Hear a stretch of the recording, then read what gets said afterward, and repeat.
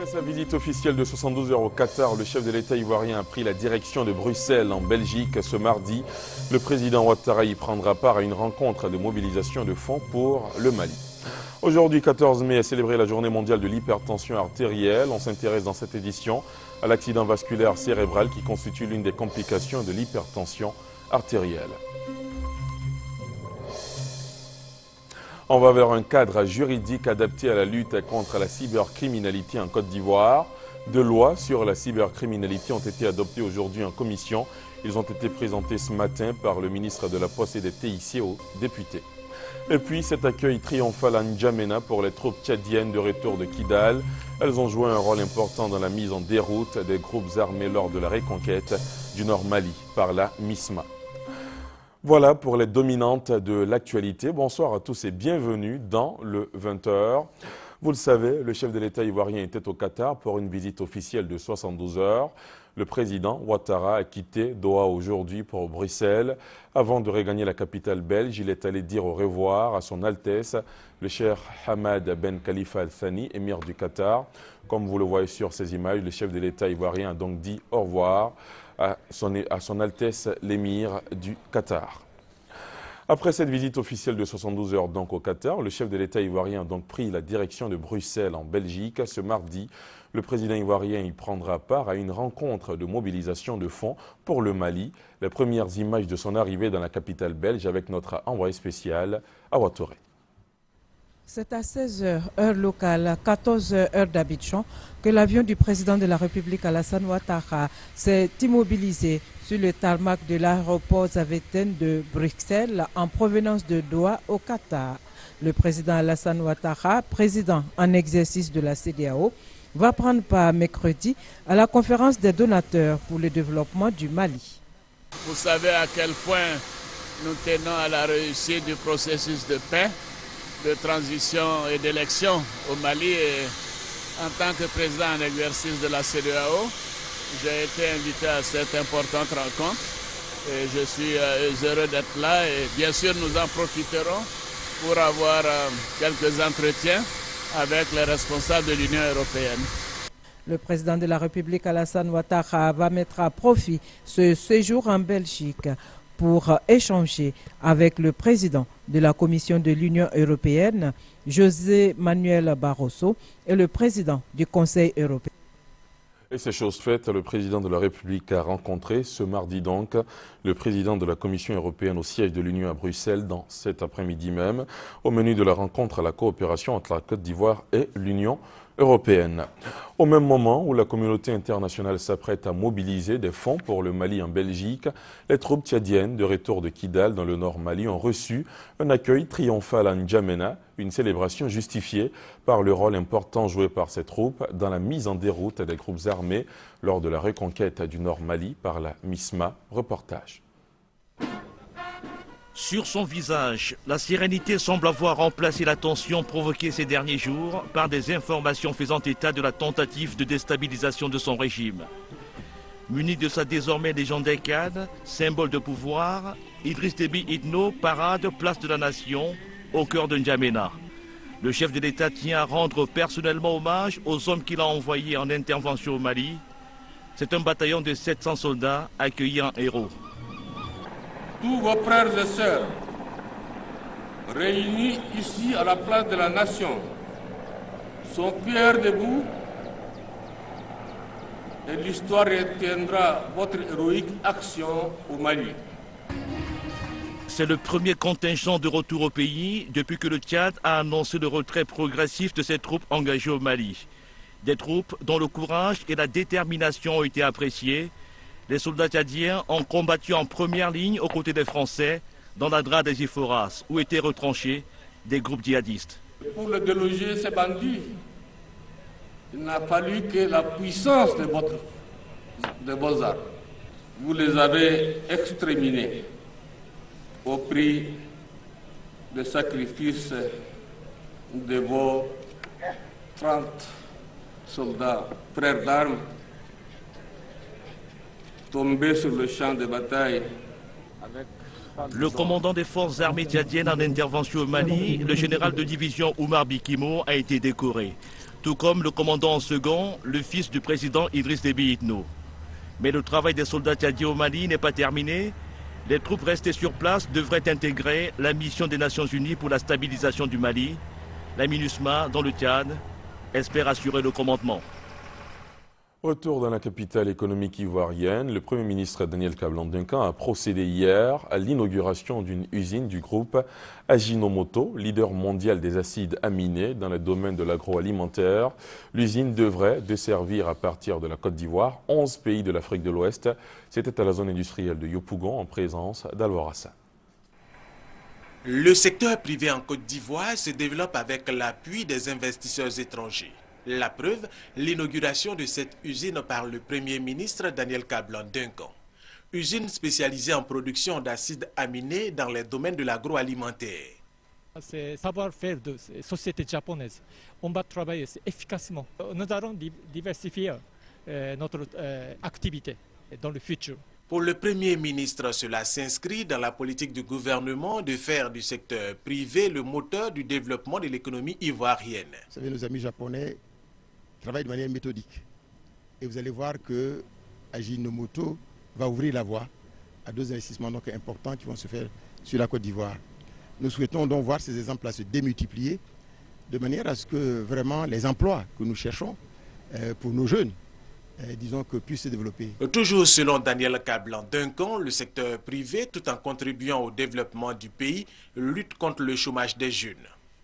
Il apparaît en fait qu'actuellement, ils utilisent 120 personnes et que leur intention, c'est de monter à plus de 250 personnes. Le personnel est essentiellement ivoirien. Disons que au niveau même de la direction, disons que vous avez beaucoup d'Ivoiriens qui y sont. Et bien sûr, au niveau donc des personnels, hommes comme femmes, puisque nous avons vu à l'ouvrage tout à l'heure. Et je crois en fait que c'est dans leur intérêt d'ailleurs, puisque le personnel délocalisé coûte plus cher. Ne serait-ce que cela. Et ils ont intérêt à utiliser donc le personnel local et je crois que l'entreprise a bien compris, c'est ce qu'elle est en train donc de faire. Rappelons que cette usine a été construite en 10 mois, coût 1,7 milliard de francs CFA. Elle fait partie du groupe Ajinomoto, leader mondial des acides aminés dans l'agroalimentaire et à partir de la Côte d'Ivoire, elle va desservir 11 pays de l'Afrique de l'Ouest. Le vice-président de la Société financière internationale SFI pour l'Afrique subsaharienne, l'Amérique latine et les Caraïbes est arrivé cet après-midi à Abidjan. Il s'agit de sa première visite en Côte d'Ivoire depuis sa nomination en février dernier. Jean-Philippe Prosper, qui a remplacé l'Ivoirien Thierry Tano à la tête de l'institution, aura différentes séances de travail avec les autorités ivoiriennes et le secteur privé durant son séjour abidjanais, marqué également par la signature demain d'un accord de coopération avec le gouvernement ivoirien. Ce sera en présence du chef du gouvernement ivoirien. Avant cette signature, demain, Daniel Kablan-Duncan a pris part dans la journée à la restitution des travaux de réflexion du Centre régional d'évaluation en éducation, environnement, santé et d'accréditation en Afrique à Crézac. Une restitution remise à la ministre de la Santé et de la lutte contre le sida. Ces travaux visent l'amélioration de la santé des populations des 5 pays membres du Crézac, nous dit Alvarassa. La qualité de la santé des populations des pays membres du Centre régional d'évaluation en éducation, environnement, santé et d'accréditation en Afrique Crézac préoccupe les autorités sanitaires de ces pays. Et c'est pourquoi les responsables sanitaires de ces pays, le Bénin, le Cameroun, la Côte d'Ivoire, le Gabon et le Sénégal ont réfléchi sur des stratégies pour améliorer la santé de leur population. Et cela est constitué dans des référentiels. Le défi de l'accueil du patient, la gestion des déchets sanitaires et médicaux, le groupage sanguin, la gestion des risques infectieux. Ce sont des documents qui permettent à 5 États membres de respecter des normes en matière de santé. En plus des normes, c'est surtout la certification de qualité. La qualification ISO qui est très importante. Le Premier ministre Daniel Kablan-Duncan, lors de cette cérémonie, s'est dit satisfait des résultats des travaux. Il soutient qu'au-delà de ces résultats, les pays membres du Crézac vont harmoniser leur politique sanitaire. C'est l'occasion pour moi d'inviter les États membres à jouer pleinement la carte de la solidarité et à s'approprier les référentiels du Crézac. Je les invite également à apporter tout leur soutien au Crézac, qui peut être considéré à juste titre comme un modèle d'intégration sous-régionale et de coopération sud-sud, au regard de l'intérêt de plus en plus affirmé de plusieurs pays pour cette institution. Pour une meilleure gestion de ces résultats, un comité de suivi est mis en place. Il va veiller à l'application des référentiels pour des soins de qualité dans les hôpitaux en Côte d'Ivoire, au Gabon, au Bénin, au Cameroun et au Sénégal. On parle maintenant santé. Le bloc obstétrical du CHU de Yopougon comprenant la salle d'accouchement, le bloc opérateur et le service de néonatologie est fermé pour 2 mois au public depuis hier. L'instruction a été donnée par le ministère de la Santé et de la lutte contre le sida. Les activités de ces services sont délocalisées à l'hôpital général de Yopougon. Le compte rendu d'Honorine Anigori. Un dispositif exceptionnel a été mis en place par le ministère de la Santé et de la lutte contre le sida à l'hôpital général de Yopougon-Atié.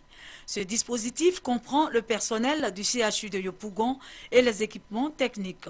Il vise à garantir la prise en charge des usagers pour les accouchements et les interventions chirurgicales éventuelles. Quelques femmes enceintes apprécient les prestations des sages-femmes et des services. Je me fais suivre par la sage-femme Madame Eddy. En tout cas, il faut dire qu'elles sont très gentilles. Tout se passe bien. Premier jour, on vient là, on nous donne carnet. Les gars, elles nous ont pas dit de payer de quelque chose ici en tout cas.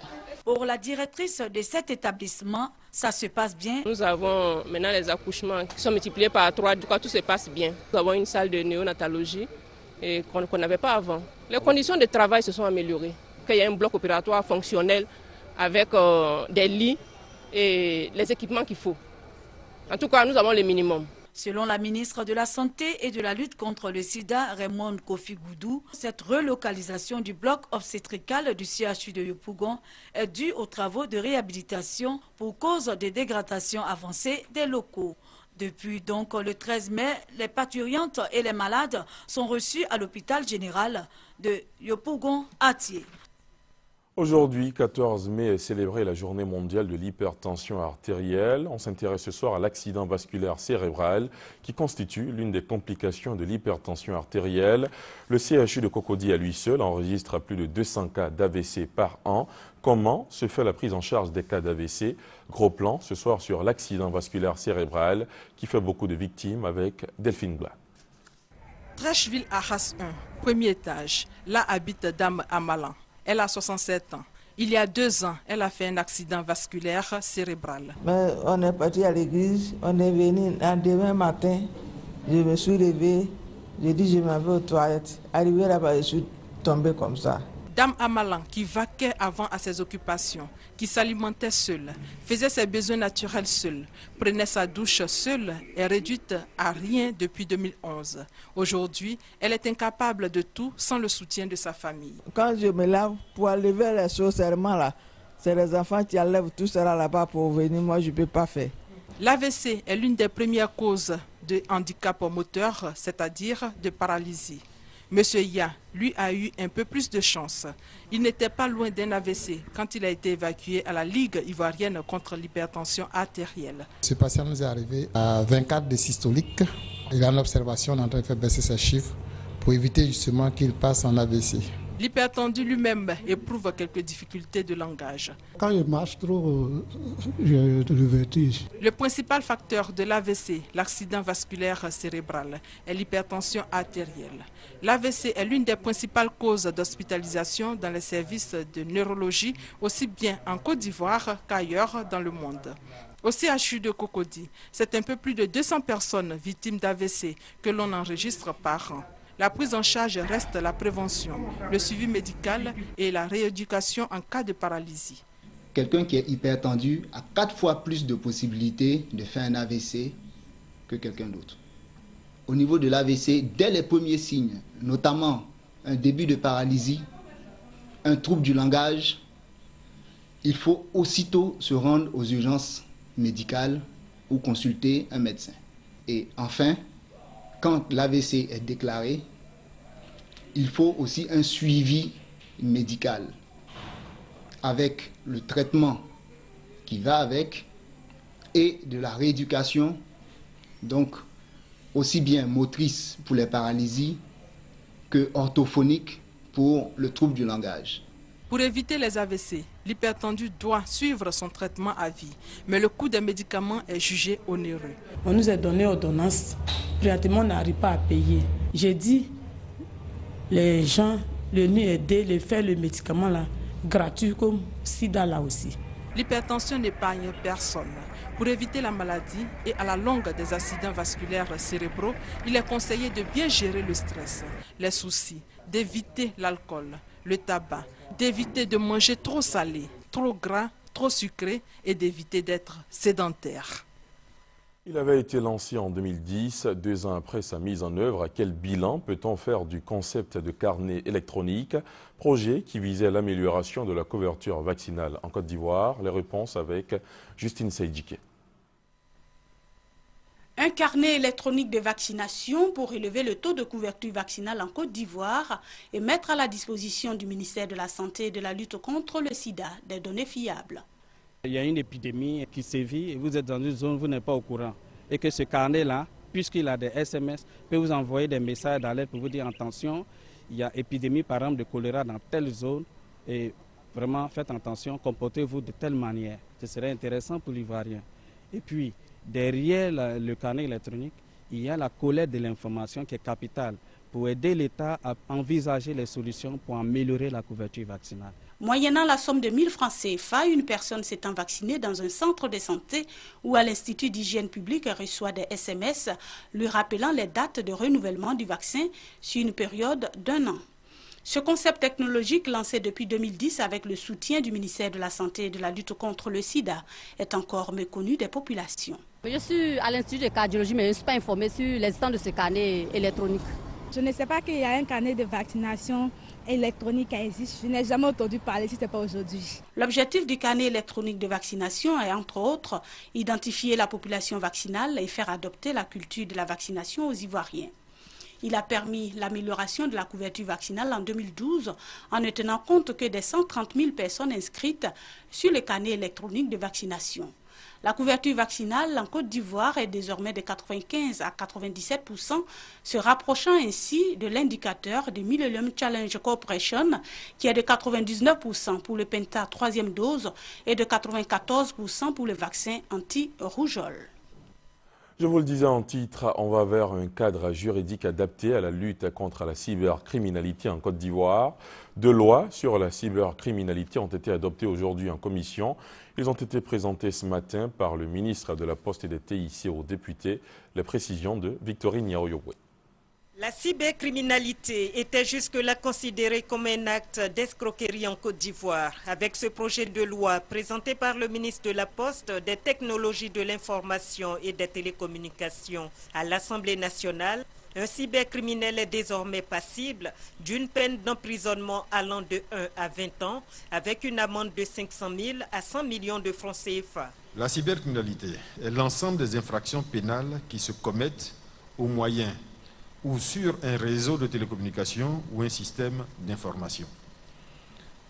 En ce sens, le présent projet de loi concerne toutes les infractions relatives à la cybercriminalité, ainsi que toutes les infractions pénales dont la constatation requiert la collecte d'une preuve électronique. Son adoption permettra à la Côte d'Ivoire de se doter d'un instrument juridique adéquat de lutte contre la cybercriminalité dans l'intérêt des utilisateurs de TIC, des entreprises et des pouvoirs publics. Bruno Koné ajoute que le gouvernement va par ailleurs renforcer la sensibilisation des utilisateurs des TIC, notamment les jeunes.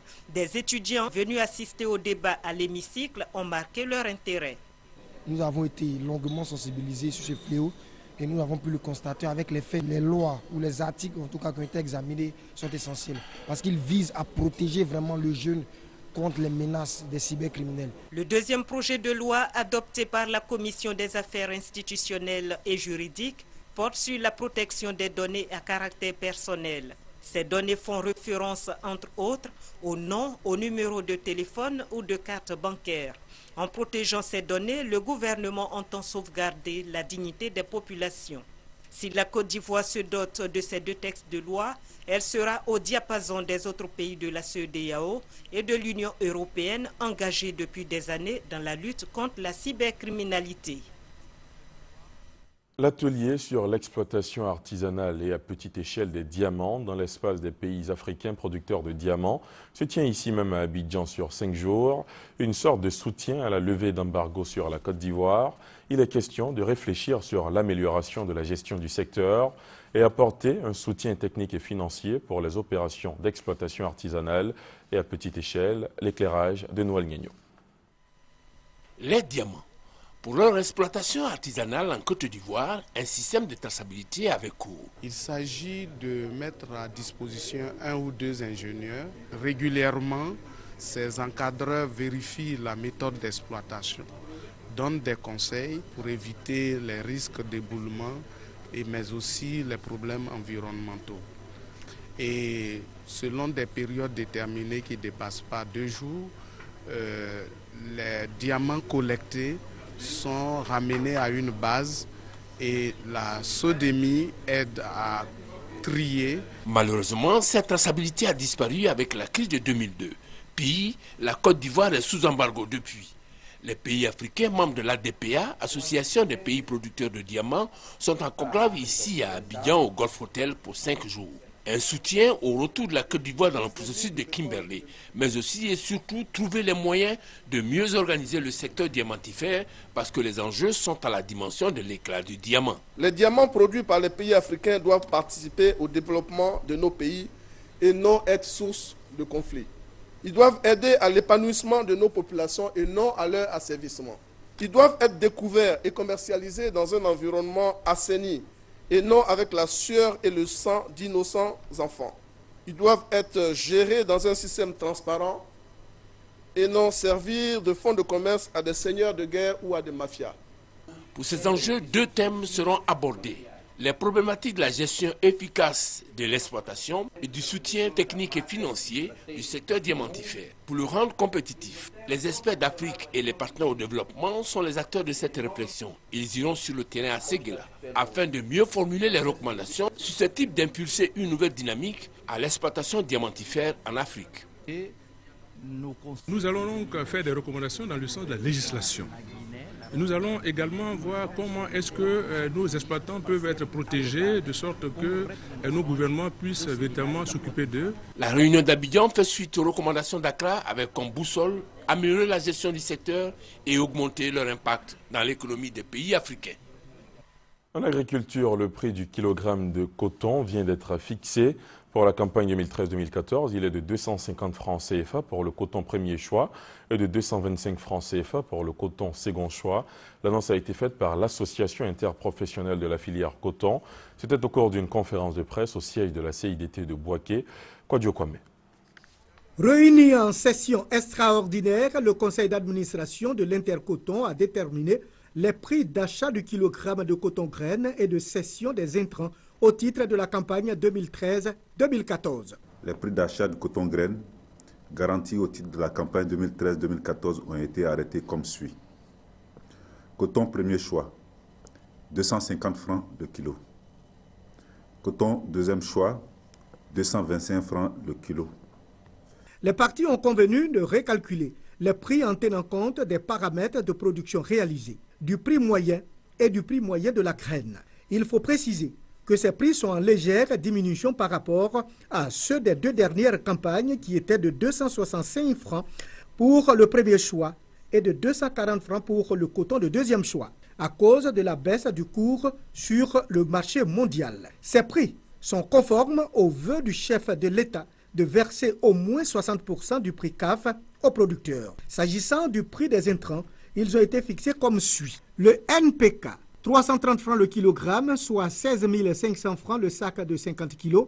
L'urée, 285 francs le kilogramme, soit 14 250 francs le sac de 50 kg. Les insecticides, 35 000 francs l'hectare pour tout le cycle culturel. Ces prix feront l'objet de signature d'un accord interprofessionnel entre les parties prenantes, producteurs, sociétés cotonnières et Intercoton. J'en viens à cette autre journée, célébrée, elle, demain, 15 mai, la Journée internationale de la famille. Elle a été instituée en 1993. Cette commémoration vise la sensibilisation de la communauté internationale aux problèmes que connaissent les familles dans le monde. Le message du gouvernement ivoirien à la faveur de cette journée a été recueilli par Honorine Agnigori. Cellule de base de la société et premier cadre de socialisation des individus, la famille mérite une grande attention de la part de l'État en vue de la prise d'initiatives pour son épanouissement.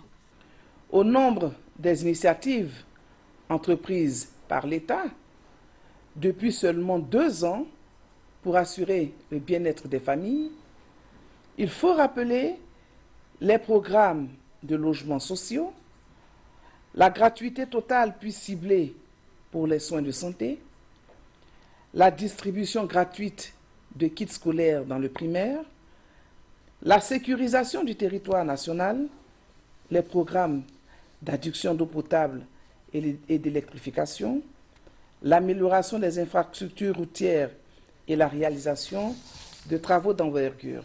Pour le gouvernement, après plusieurs années de crise, il convient d'accorder une attention particulière aux conditions de vie de la famille à travers une politique volontariste de promotion des valeurs morales, clé indispensable à l'harmonie familiale. Aussi voudrais-je, au nom du gouvernement, lancer un appel solennel à la mobilisation des familles pour la réconciliation nationale. C'est ensemble que nous pourrons aller à cette indispensable réconciliation. La famille ivoirienne doit jouer pleinement son rôle.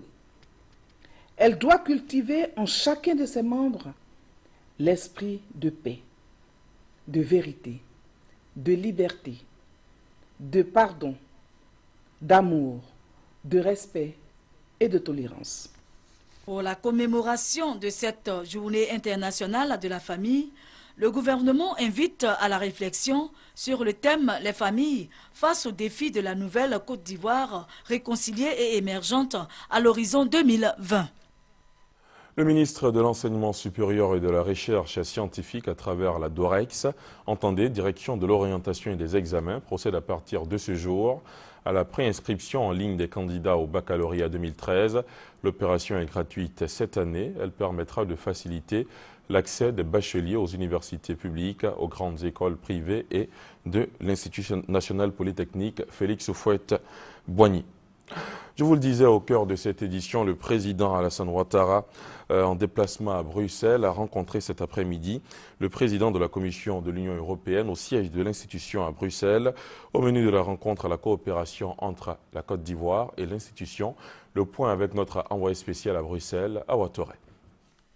Le président de la République Alassane Ouattara et le président de la Commission de l'Union européenne, José Manuel Barroso, ont pendant près d'1 heure fait un large tour d'horizon de la coopération entre la Côte d'Ivoire et l'Union européenne, notamment le point du 10e Fonds européen de développement dont la mise en œuvre est pratiquement achevée et des perspectives du 11e FED 2014-2020. À l'issue de la rencontre, le président de la Commission de l'Union européenne a dit sa joie de revoir le président de la République de Côte d'Ivoire. C'est aussi sur des problèmes régionaux que nous avons parlé, mais bien sûr, j'ai voulu écouter aussi le rapport que le président Ouattara nous a fait des progrès dans votre pays. Et j'ai une grande confiance dans l'avenir de ce pays. Et j'ai une grande admiration pour tous les progrès que vous faites pour la stabilité, la démocratie, la réconciliation de ce grand pays qui est la Côte d'Ivoire. Le chef de l'État a pour sa part remercié le président de la Commission de l'Union européenne pour le soutien qu'il a toujours apporté à la Côte d'Ivoire pendant les moments les plus difficiles. Le président de la Commission nous a déjà rendu visite à plusieurs occasions, la dernière fois en Côte d'Ivoire au mois d'octobre. Et je venais le remercier pour le soutien important qu'il a toujours apporté à notre pays. Il a cru en nous pendant des moments très difficiles. C'est un grand démocrate, tout le monde le sait. Et la contribution de l'Union européenne a été essentielle dans la remise en ordre de l'État dans notre pays. Et je me réjouis de cette rencontre. Nous sommes là en fait pour le Mali. Mais il n'empêche que nous avons beaucoup parlé de la Côte d'Ivoire, la situation politique, l'économie, les droits de l'homme, la réconciliation. J'ai dit au président que la situation s'est fortement améliorée et que nous avons tourné la page de la crise et nous sommes déterminés à faire en sorte que la Côte d'Ivoire redevienne le pays modèle qu'il a été il y a quelques années. Notons que la Côte d'Ivoire a bénéficié d'un appui budgétaire de plus de 75 milliards de francs CFA de la Commission européenne. Une première tranche de 36 milliards a été payée en décembre 2012. C'est la fin de cette demi-heure d'information, mais restez sur RTI 1 tout à l'heure à 21h précise. Le débat, le numéro de ce soir est consacré aux loyers et cautions, au terrain vendu à plusieurs acheteurs à la fois, le tout dans une présentation de Lassine Fofana. Moi, je vous retrouve demain à 20h. Bonsoir.